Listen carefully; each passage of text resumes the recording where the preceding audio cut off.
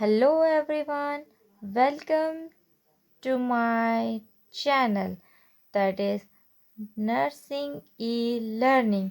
तो आप सभी का स्वागत है इस चैनल में। आज आप देख रहे हैं कि किस तरीके से हम नर्सिंग डायग्नोसिस को प्रिपेयर करेंगे। तो नर्सिंग डायग्नोसिस को प्रिपेयर करने के लिए हमें बेसिक का नॉलेज होना बहुत ज़्यादा ज़रूरी है। तो नर्सिंग फील्ड में जो डायग्नोसिस और ट्रीटमेंट होता है वो ह्यूमन के रिस्पॉन्स के ऊपर डिपेंड करता है, जो कि एक्चुअल और पोटेंशियल हो सकता है। एक्चुअल और पोटेंशियल का यहाँ पर मतलब ये है कि जो प्रॉब्लम अभी उसको है या फिर अभी जो प्रॉब्लम है उससे फ्यूचर में कोई रिस्क हो सकता है या प्रॉब्लम हो सकती है, तो ये उसके ऊपर डिपेंड करता है। तो ये किसने बताया है? ये हमें ANA ने, अमेरिकन नर्सिंग एसोसिएशन में 1980 में बताया है।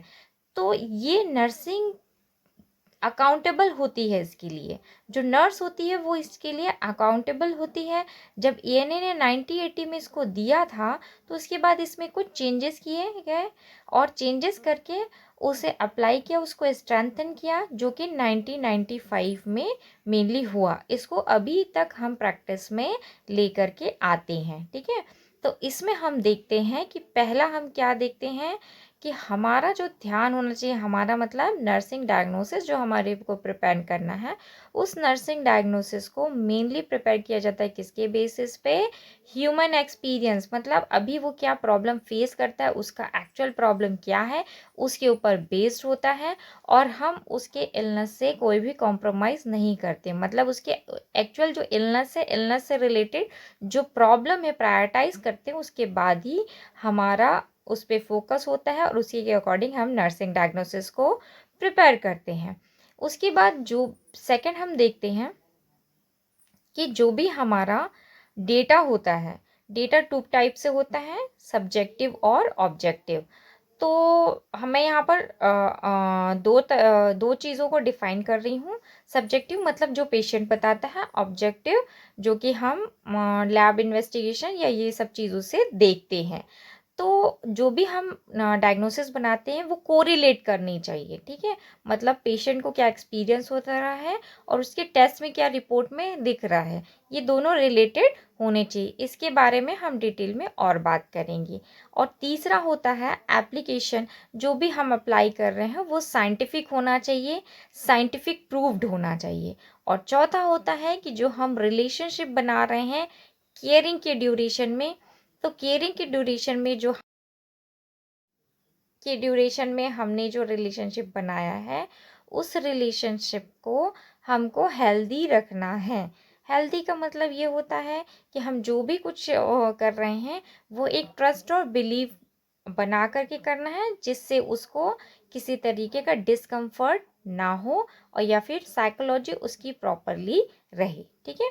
उसके बाद हम देखते हैं हमारा ये जो है डायग्नोसिस का फर्स्ट स्टेप कंप्लीट होता है। फर्स्ट स्टेप के बाद हम देखते हैं कुछ डेफिनीशन, कि डेफिनीशन हमारी क्या कहती है नर्सिंग डायग्नोसिस पे, ठीक है। तो वो हम आगे देखते हैं कि दो डेफिनीशन मेनली हमने यहाँ पर देख रहे हैं कि जो नर्सिंग प्रोसेस है वो एक सिस्टमैटिक प्रोसेस होती है, जिसमें क्या होता है कि हमारा जो एक्शन होता है वो सिस्टमैटिक मेथड्स के ऊपर ही डिपेंडेबल होता है, ठीक है।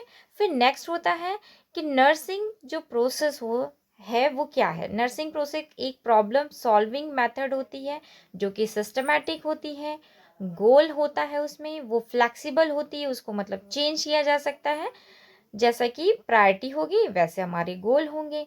उसके बाद ये कंसिस्टेंट होगी, कंटिन्यूअस होगी, क्वालिटी होगी और साथ ही साथ रैशनल होगी। हम अननेसेसरी कुछ भी नहीं करेंगे, सभी कुछ साइंटिफिकली प्रूव्ड होना चाहिए। और हम उसके लिए जो भी केयर प्रोवाइड करेंगे उसके लिए हम रिस्पॉन्सिबल होंगे। नर्सेज रिस्पॉन्सिबल होती हैं, अकाउंटेबल होती हैं उसके लिए। तो वो नर्सिंग प्रोसेस का एक तरीके से ये पार्ट होता है।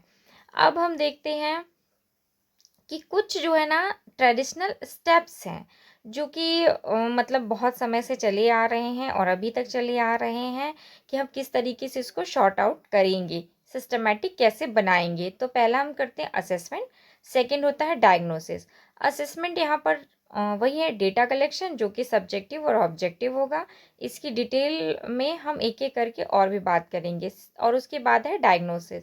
डायग्नोसिस में क्या होता है, मेनली ये 2 स्टेप से फॉलो होता है। इसमें हम स्टेटमेंट प्लान करते हैं जो कि साइंटिफिकली प्रूव्ड होता है और डिसीज़ रिलेटेड होता है या प्रॉब्लम रिलेटेड होता है। इसके बाद हम क्या करते हैं, इसके बाद हम करते हैं प्लानिंग।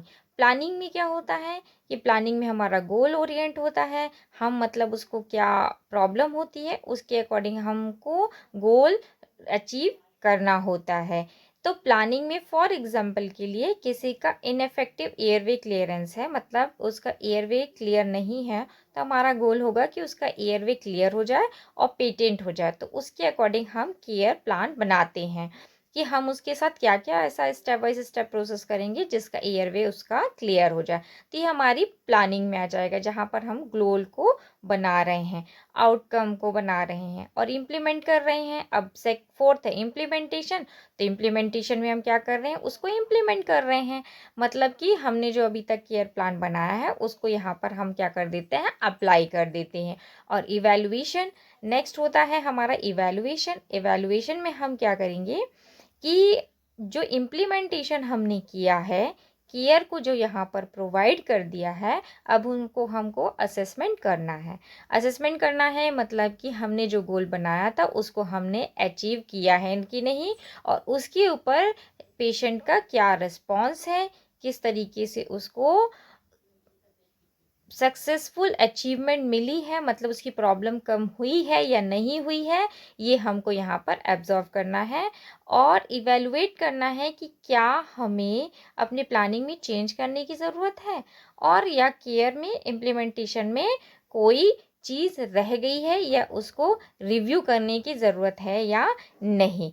इसके बाद हम नेक्स्ट वीडियो में देखेंगे एक एक करके स्टेप बाय स्टेप कि किस तरीके से हम इसको प्रिपेयर करेंगे। ठीक है, तो ये आपको नेक्स्ट वीडियो में मिलेगा। और नेक्स्ट वीडियो देखने के लिए आपको कुछ नहीं, चैनल को लाइक सब्सक्राइब एंड फॉलो करना है। तो मिलते हैं नेक्स्ट वीडियो में। और don't forget follow for more. Bye bye.